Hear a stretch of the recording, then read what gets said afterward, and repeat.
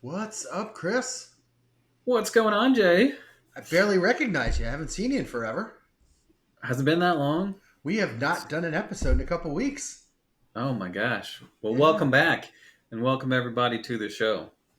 Uh, as you're familiar, we talk about all things e-commerce. I'm Chris, he's Jay. And on this show, we're going to talk about something that we've talked about a lot already, but we're just going to get deep into it. That's what we like to do here. We talked about this, I think, Jay, at the very beginning of the year. We talked about AI shopping assistants. And that's what we're going to talk about a little bit more today. And Yes, that's we are. our AI shopping assistants, the future, or just like fancy little things to put on your website, right? Like what we'll talk about today is what are AI shopping assistants? Like, what does that even mean? Uh, and then what do people want to use from them? Right. The core of this information comes from a survey that YouGov did. Um, a recent survey that YouGov they pull a lot of folks. I see their surveys around in presidential stuff a lot. I think I may even have responded to a YouGov survey in my email inbox or something like that once or twice. But we'll talk a little bit about that today to talk about whether this is something that you should consider. If it is something that you should consider, what kind of parts and aspects of AI shopping assistance you should consider, whether there's parts and aspects that maybe you shouldn't. But we'll get to that as we get going here, all right? So Jay, I am curious because according to the YouGov poll, only 14% of U.S. adults have actually used an AI shopping assistant. And so Jay, I gotta know, are you in the 14 or the 86? My question is, what's this AI thing you're talking about? Oh, that's a So, fantastic question. so there's 86% that haven't used it, but there's only 43% that have actually heard of an AI shopping assistant. So Mm, I will say I have used some AI assistants on Amazon and on Shopify, but it hasn't been memorable yet. So, and a lot of it comes down to the products you're looking for and looking at. But I mean, getting some help to get the right product, that's great. But I was using it. I honestly don't remember what I used it for, but I do yeah, know I did use the Amazon Assistant there for while back, and it helped me find the right item. But yeah. I don't know if it wasn't like one of those try on things or how does this look in your room.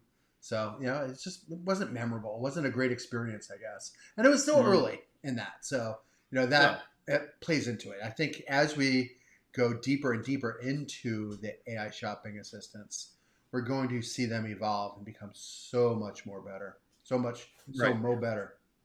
Yeah, well, and that's what we're going to talk about today. We talk about on this show how AI is going to revolutionize online shopping. We want to help prove that out. But an important aspect of that, Jay, is exactly what you're talking about. Like AI can't revolutionize online shopping if customers don't like using it. Right. And so what we need to identify is what do customers want, and what are brands currently getting wrong. So what do customers not want? So if you've been thinking about adding AI to your store, that's what we're going to talk about today. This episode, we're going to break down what's actually working and the types of things that you can skip, like the things that you maybe don't need in your store, depending on what you are, right? So, Jay, what is an AI shopping assistant really? Right? You said only 43% of people that even knew what this was. Well, let's talk about what a AI shopping assistant is.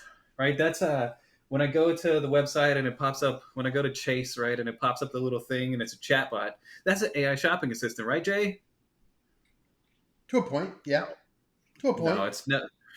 Yeah, right. Those chatbots aren't the same thing. That's not what No. we're really talking about. No. No, AI shopping assistants are digital tools that help customers find products, compare options, answer questions, or even complete purchases using just natural language or intelligent responses. So it can have a chat interface. Go ahead, Jay. I was just going to say, just move that chatbot to Shopify and have a Yeah. different context on it. It'd be great. You know, I wish that the bots on Chase were as helpful as the shopping agents are. don't don't we all? um, the there are a couple of reference chat interfaces that could be some options that you might have seen. Jay, are you familiar with? Is it gorgeous? Gorgeous? I am familiar with it. Yes, we have some Yeah, clients that are using it. yeah, Yes, yeah. sir. And then intercom with AI. I was a intercom user before AI many years ago. Sure. I loved it then. I'd love to see it now. Right, yeah, and so there are some chat interfaces. So Yeah. these are chatbot style AI assistants. But again, these are more in depth, right? They're helping you to do more than just answer questions. They're gathering information and all of that stuff. You could also have embedded AI within a search. Shopify Magic is a really good example of this. Jay, I know you're familiar with this because I hear you turn Alexa off all the time. But voice assistants like Alexa or like your G Home, different items like these Yep. are there can be AI embedded within those, and then again there are huge differences between AI tools and live chat. Obviously, the AI tools are going to be available 24/7. They're going to be trained on customer behavior, and unlike humans, they're scalable. So that technology can be scaled pretty easily and pretty comfortably. Um, the main idea of what an AI assistant can be here is it's like a store associate who knows every single product you've ever sold in the history of time, but it also doesn't need lunch breaks or to go home or paycheck. Right, so lots of lots of good value there in the AI assistant. Jay, when you think about AI assistants and maybe even the differences between those and just basic chatbots, what do you think about?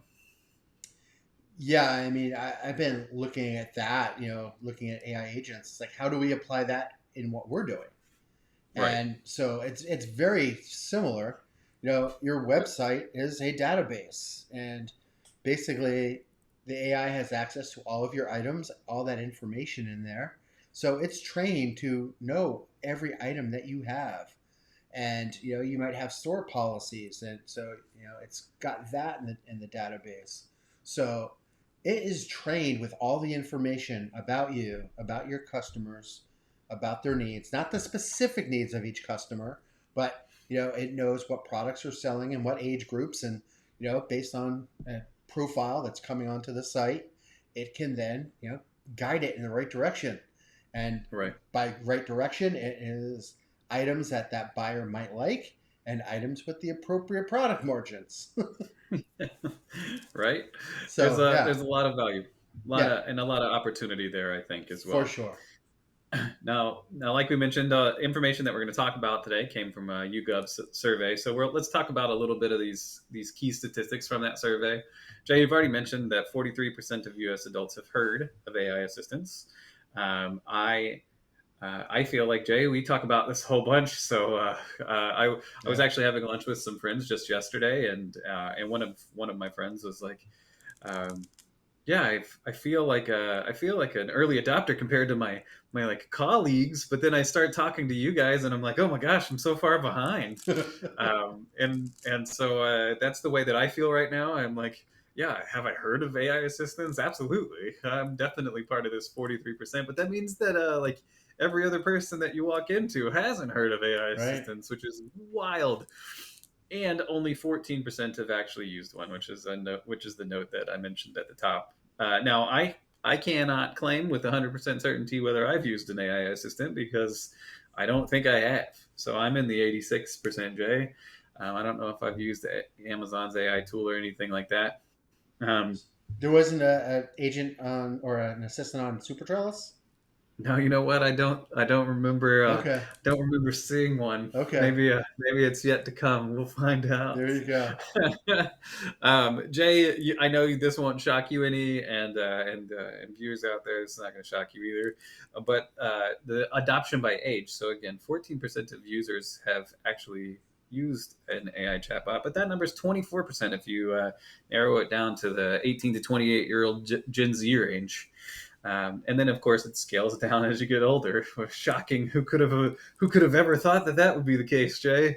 And that just reiterates the same story that we've known for what feels like years now. Gen Z wants fast answers and low friction buying. Yes, they And then do. and then Jay, the boomers out there still booming. They want that human or want to contact us first rather than use the actual like embedded features like this. So so that means that when you're making your AI assistant, you need to be really thoughtful about it, right? You need to consider your both your customer's behavior, but also the customer's device behavior. Because Jay, as we're well aware, our Gen Z cohort out there, they're mobile first, Yes, and they so they'll are. try it. They'll be glad to try an AI chatbot if it loads fast, but if it's slow, if it's clunky, if it gives them dumb answers, like the chatbots on Southwest did that one time that back when we were talking about this the first time, like Yeah. haven't gone back, don't plan to. They, it is a same thing, right? It's the same thing with your sales process, right? That AI chat feature is going to have the same adoption. Yeah. If folks have a bad experience, they're just not coming back to it. So if you're running a store and you're not sure if you need a AI chatbot or an assistant, look at your target. If your target audience is Gen Z, then yes, you do, and you need it yesterday, and you need to do that. If it's Right. for the boomers, well, probably not so much, because Yeah, you they're can wait a half as little longer, right? likely to use it. So That's right. you can wait a little longer on that. But yeah, I mean, like you said, that audience is everything, and the Gen Zers want it now. They want it yesterday. I Yep. experienced that with my daughter. She placed an order with a national clothes store, and really, really weird. She doesn't remember choosing Bipus, but or Bopus, buy online, yeah, and pick up, and she Oh, she did not do that, and they shipped half the order, the other half is in limbo, and it's a Target somewhere. actually it's not Target, it was No, sure, somewhere. It doesn't matter. It's uh yeah, retail store X, man. It's fine. yeah, whatever store it was, Sure. but she Yeah. walked in last night and they had it in stock, yet the order is showing out of stock and she couldn't pick it up. Oh and wow. and the manager was kind of shitty too. But Oh some man. employee took her aside and says, "Don't worry about it. You got it. If it ever comes in, just ignore the email. You won't get charged for it. Everything's good." So she was happy. She walked out with her product. That's all that matters. But that is what they want. They want that product now. And Right. you know, it's like 5 days after the original package came. She happened to be out there last night. So, Yeah. she had to wait, but she wasn't Right. happy Yeah. And about it. remember, like that's the whole point here, right? Yeah. Is if you're creating these AI tools, you want them to not create friction. You want them to create speed. Yeah. And that's going to be what your consumers are wanting. And as we continue to, as those younger consumers continue to age, like that's going to continue to be an expectation. And I think we'll find that bleed into our generations too, Jay, where we want less friction and more speed. Oh, heck yeah.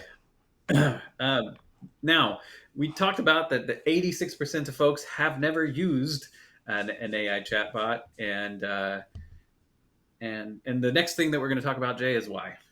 So let's talk about like why there's hesitation and why people might not be using those chatbots. The survey summarized the top three barriers. The first one, Jay, is I don't see the need.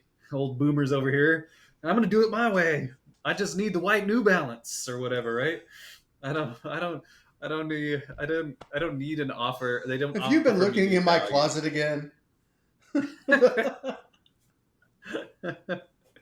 If search features or filters, if those work fine, like why would I engage with this bot? And I think that is a really really valuable point to make, because these brands may launch AI tools but then bury them, right? Make them hard to find or make them feel gimmicky, and it's those that type of thing actually our friends at QuickBooks, they launched an AI tool and made it like this small and way over here, and you can hardly even see it. And so yeah, they can just be buried. Like those chatbots may not be all that valuable if you just don't see them or don't see the need to use them.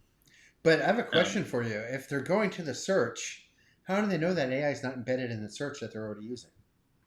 Now, see, and I think that that's a really interesting thing, right? In the case of those search and filter features, it could be. We talked Yeah, about Shopify Magic, right, and yeah. how it can help to give you the answers maybe you didn't know you were looking for. But I think this is specifically associated with maybe the why people have the impression that they don't want to use AI, even if they're using it already. Yeah. To that point, Jay, the second top three barrier is I prefer a human, which in e-commerce really just is kind of a silly thing because Hmm. you would have never had a human there anyway, Right. right? But people trust other people. People assume AI is generic and they'll mess up a return or a recommendation or just kind of like blow it because it's because of the experiences that we've had in the first generations of these AI tools. Some of them are gimmicky. Some of them do suck. Some of them send you in circles that don't get you anywhere. Complex questions like sizing or returns or custom orders may still feel safer with a person. Um, I and get that is, that. yeah, like that's a thing that I think is very real. And then the final barrier is that folks don't trust the data privacy. Um, and and I get that too, Jay. Right? Feel a fear of surveillance or of over targeting, or why did this bot know I looked at that yesterday? Right? Like, how does it know? Is it listening to my conversations?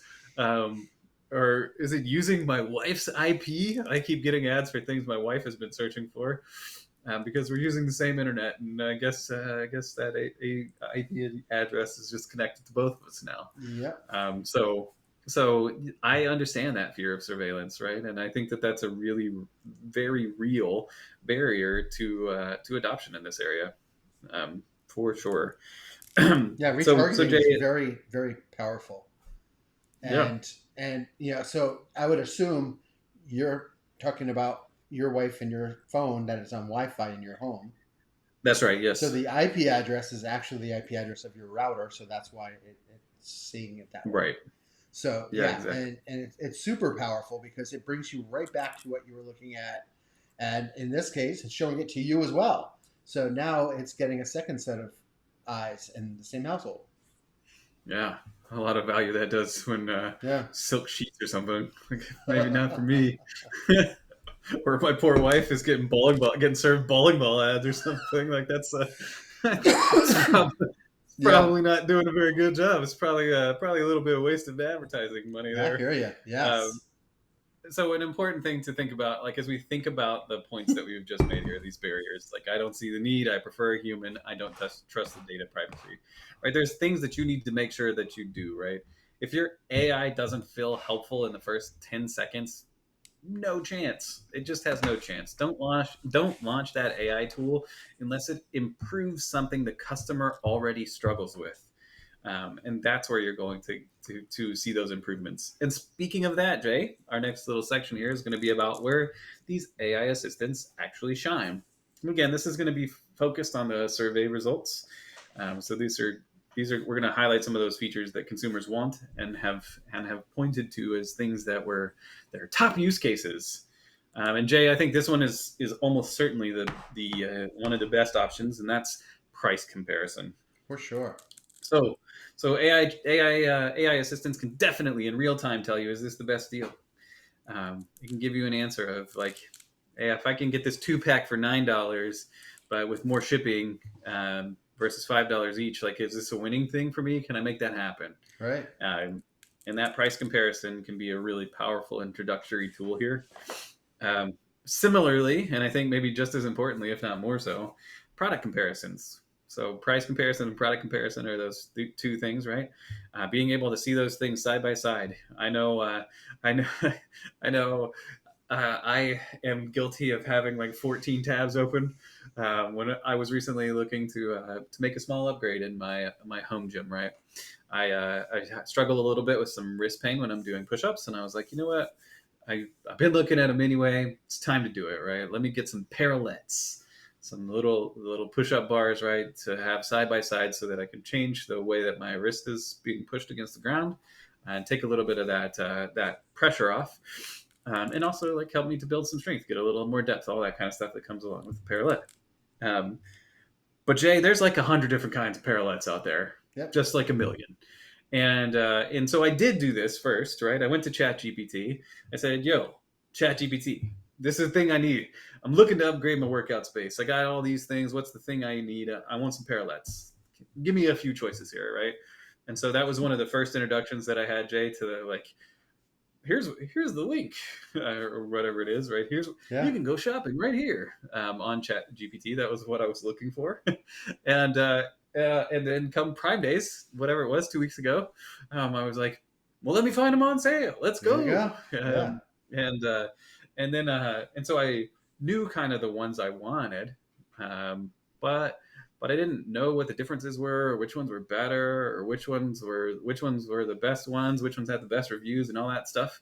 And so an AI assistant on Amazon that could have helped me if I had known it was there to make some good decisions between these parallettes could have saved me a lot of time. It could replace the need for me to open the like 10 different versions of parallettes and understand, okay, wait, this one's 16 inches long and this one's 12 inches long. Like, what difference does that make?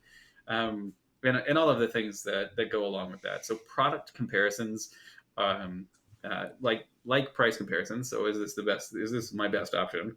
Right. The product comparison can be an extremely powerful tool for consumers, and to the point that we just made before, that's an area that consumers struggle. Like it is a struggle to go find the right one. I don't when it's we've been buying stuff for my little girl, Jay. I don't know if you did this back in the day, but oh man, the like camera for the bed, right? Even the new sheets for her bed now, like it's just like we want to get the best thing that's out there, but we don't want to spend a boatload of money, so we're willing to like compromise a little bit on quality to save some money, but we Yeah. don't want it to be garbage either, right? There's a million of these things, so it's so being able to compare those products together When you're is buying that for your young child, you also are looking right. at safety concerns, Yeah, and that right. that would be very important to look at there. But when you're using a shopping assistant, I mean, are you Hmm. building up a whole prompt? Hey, I'm looking for this item, and I want it for this reason, and this is what I like and what I'm looking for. I mean, do you have to be that specific? Or, I mean, how is it going to know what you particularly like, other than making recommendations based on what brands are talking about? Yeah, and that I think is maybe a challenge that will Yeah, come with this process, right?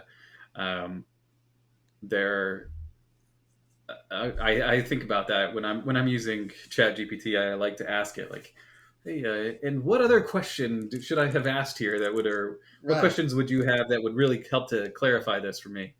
Right? If that type of thing, if that kind of type of question was built into the prompt as like an underlying thing of, "I'd be glad to help you with that, but I also need to know this, this, and this. Like, how Yeah. do you feel about these things?" Right?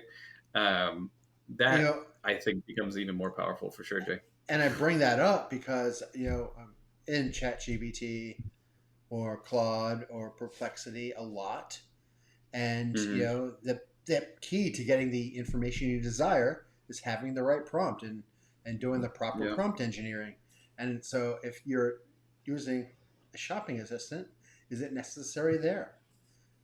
Yeah, it might end up being right, but certainly if you have the ability as the brand, you want to kind of try and build as much of that in. Again, you're not wanting to cause friction, you're wanting to cause speed, Exactly. and and good answers and all of that kind of stuff. To that, right, a couple other areas where consumers are excited about the opportunity with AI is finding similar products. So you like these, try these. Think about like the similar items line on Amazon, but in maybe the a conversational form, where it kind of tells you liked this one, and I think lots of stores, and I don't think this is AI based, but at least Amazon does this, where based on your recent buying history, this will be the right size for you, right? So, Right. so finding that similar product or the size fit can be a really valuable tool here too. Yeah. And then finally, Jay, I can see very comfortably, and this is another like struggle solution, right? Finding answers to product questions. Um, there was some kind. I'm trying to remember what it was. There was something that I was trying to figure out. Like, is this machine washable, or does this zip up, or does this snap up? Like, how's the enclosure work? Or I was looking at buying some lights for the backyard, and I was like, what's the lead length on this cord? Like, I need to know. Is it gonna have my first light bulb gonna be immediately after the plug, or do I have like 10 feet of lead and then the lights, or what's going on there? And I couldn't find the answer. And so Yeah. having a tool that was able to say, here's your product question, here's some specs, here's some stock status, here's the shipping time, like all of those kind of like critical niche answers, right? Or technical solutions. How long is the lead cord on this cord? Like those types of answers, if you're able to allow consumers to do that with ease, you're going to facilitate, selling those products more effectively. Yeah. If you're on Um, Amazon and you jump into the questions, things you want to yeah, know, it might be in right, there. But that type of information should probably be in the specs and things like that. But right, by using a shopping assistant, it can go through all those FAQs and yep, deliver that information to you relatively easily. right. And so again, if you're selling one or two products, maybe this isn't all that important for you, right? People don't need to choose. It's not as hard to choose between the different products that you're selling. But if you're selling hundreds of SKUs, like your customers want help to narrow down that list into the one that they find that's best for them. And AI can be really, really powerful in cutting through that noise and giving you the right solution. Now, so Jay, those are things people do care about, and people have found that are helpful. There are a couple things that just are not. These were the least used features that can help you as a business owner to avoid wasted investment in these flashy features that just don't convert. And Yeah. Jay, we've talked about this first one here as like the future of some things, but man, people just aren't using all that much, and that's the virtual try-on. It sounds really cool. It's really, really flashy. It's neat. Oh, I can see my wife in that dress. That's really cool. But AR is, it's not dead, but it's just not mainstream. Like Yeah. it's really difficult to use. It's clunky, inconsistent, and for a lot of different companies, right? It's just irrelevant, right? You don't need an AR tool unless you're like selling apparel or something that you put on yourself, like makeup or glasses or something like that. Well, that's just Um, it. I mean, if you're Warby Parker, it's one of the selling factors. right. How do those glasses look on my face? Well, Yep. Right. pretty damn good. That's right. And it's those types of situations, right, Yeah. where what that looks like is a decision maker, there where this becomes valuable when you're I don't know selling a shelf or something like it's just not that powerful. One thing, and I am a little bit I'm interested in this, right? One of the least used features is synthesizing reviews. So people trust authentic reviews, those ones that are actually somebody's review, whereas the AI written summaries that maybe like are compiling things together often feel bland or maybe suspicious. It's interesting because I have noticed this on Amazon, right? On those products with lots of reviews, there is a little blurb now at the top of customers are saying, but the other reviews are still there, right? Yeah. And I do like the customers are saying thing personally, but I also understand why looking at an individual's review, and this is a thing that I do a lot, right? I want to know what the 1 star is for. Is the one Right. star because the shipping was bad, right? Because you had a bad experience with something that was not really around the product, but that was not. I mean, that maybe is controllable by the brand, but not really the brand's fault, not Yeah. really a negative reflection of the product itself. Um, so know that synthesized reviews, only 21% of respondents use that feature, and I do think that there is some value in those like authentic reviews. Yeah. And like Um, on Amazon, you have the verified reviews because they want to know that you're an actual person that actually Right. purchase the product that you're reviewing it. And I did notice. I think it was during Prime Week, or Prime Yeah. Days. Excuse me. I've got to make sure we get Sure. that right. Get that branding right. Uh, I was making a purchase and it had like 600 reviews and was 4.5 stars. Yet it still said, "Be careful. This is a frequently returned item." Hmm. So, uh, okay. So what do I believe there? Is it Yeah. truly a 4.5 star item, or is it very frequently returned? I bought it anyway. I'm Well, not returning it. well, it's interesting because I don't know what that means because 4.5 stars on 600 reviews, like that's at least a handful of 4-star reviews, right? Yeah, And maybe all those maybe they like the feel of the thing, but it just didn't fit in their space or something. Like there's all kinds of maybe. reasons that you Yeah, would return. And what is the rate? What is that actual return rate that becomes a high return, right? Is right, this like 1 in 100? And that's a high return. Like that's only 6 out of your 650. right. Or is it that the people that are returning it aren't including their reviews? Jay, to your point, right? Like there's a lot that can come from Exactly. that.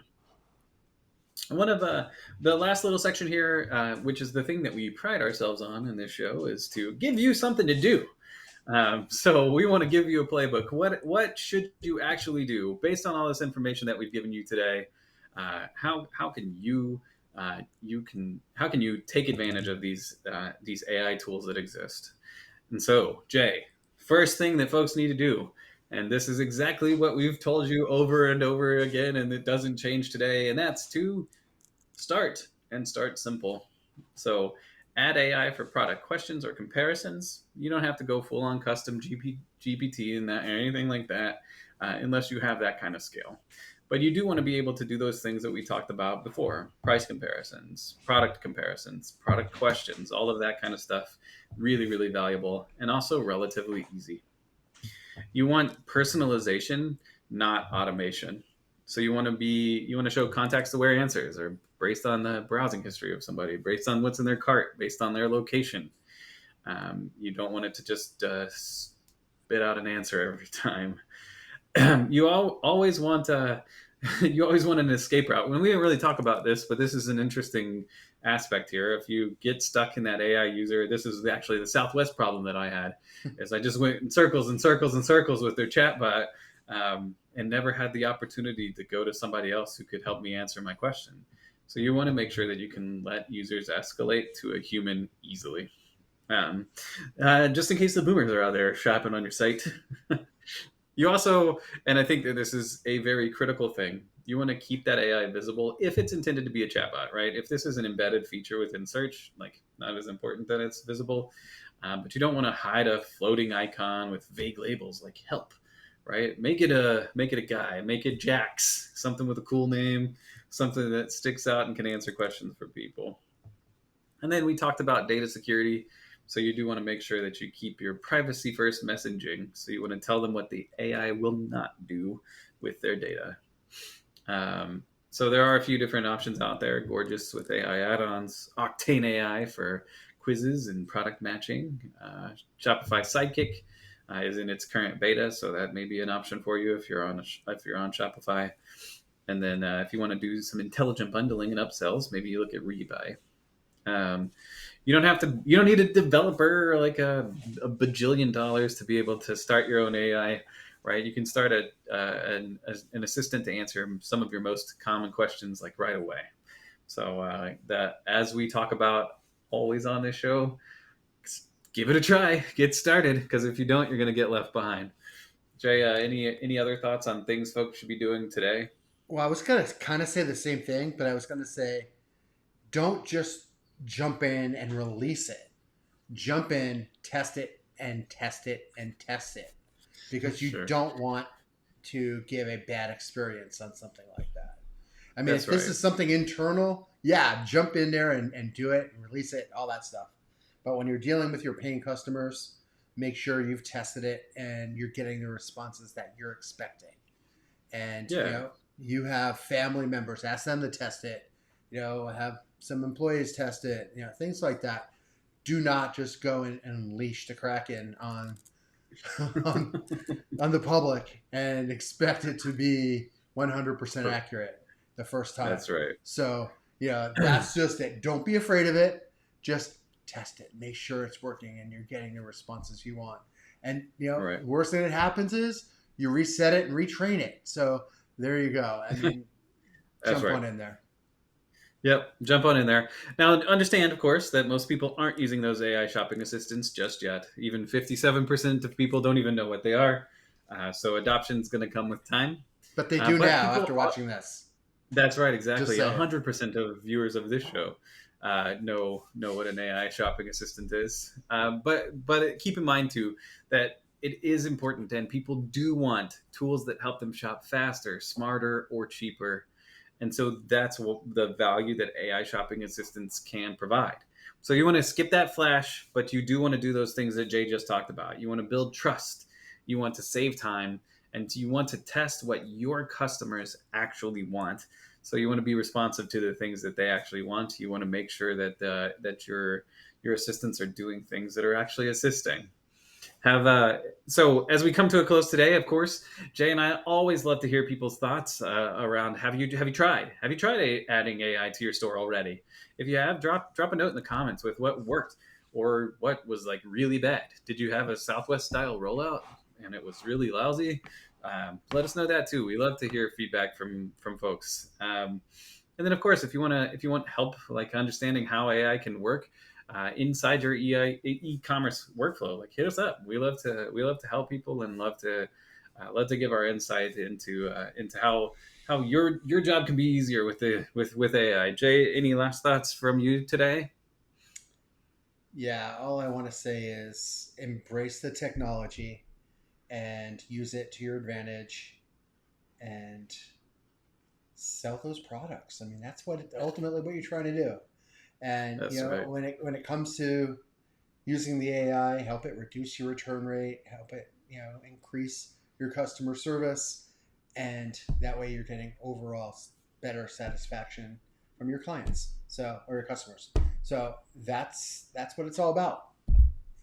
Yep, absolutely.